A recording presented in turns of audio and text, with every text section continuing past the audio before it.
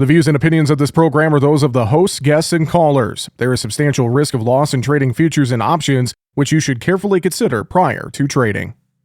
Joining us now for a conversation, Mike Castle with StoneX. Mike, good to see you, buddy. How are you? Good to see you, man. Great. Glad you're in KC. Good to have you on the home turf. Thanks for letting me into your city. And you didn't bring me any barbecue. Come on now.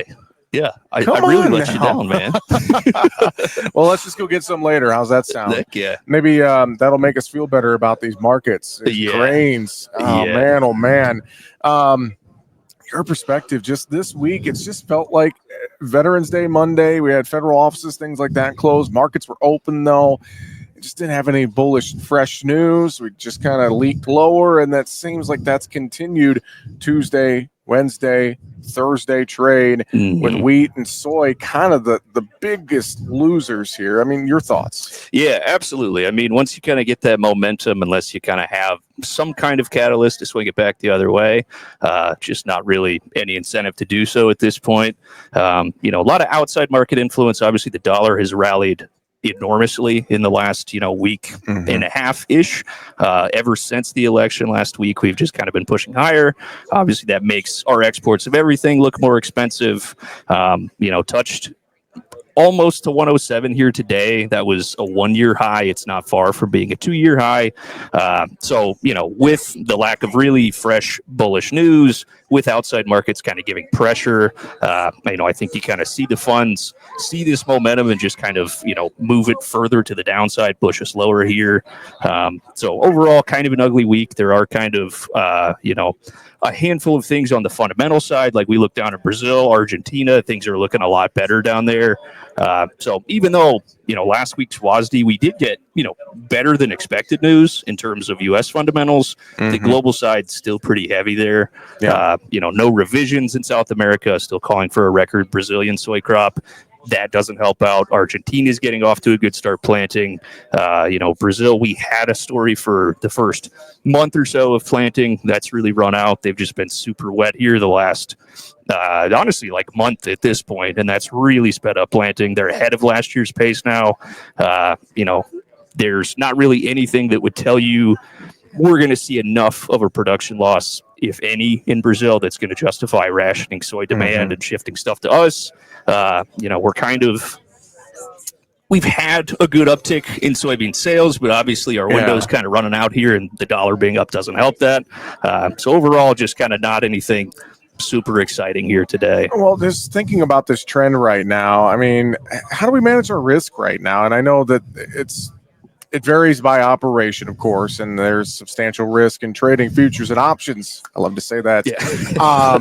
But just an overall thought on risk management here. It just seems to be super, super important now more than ever to know your farm's bottom line and maybe take some emotion out of it. Just make those decisions. And, if you got profit, don't be afraid to take some of that profit instead of holding out, I would say, for a few more cents, right? Absolutely. I think we saw a lot of that this year. There was, kind of the second harvest, folks emptying the bins out in August, September before big harvest coming in, obviously had to make the space.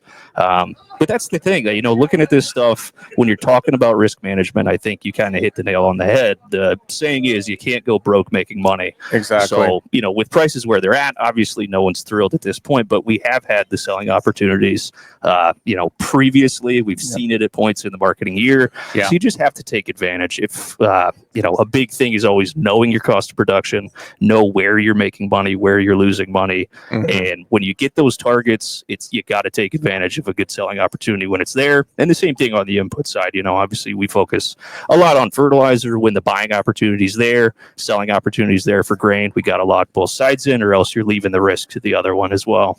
Corn too, real quick. I know December options expiration coming up day after Thanksgiving, very heavily traded contract. So that's kind of one of the big next touch points, I think, in my mind, that we got to watch for, right? Yeah, absolutely. And there's, tons of strategies you can use on that side as well. Not everyone's going to be willing to kind of take that risk, but, obviously StoneX has a lot of folks that can kind of talk you through that, Yep.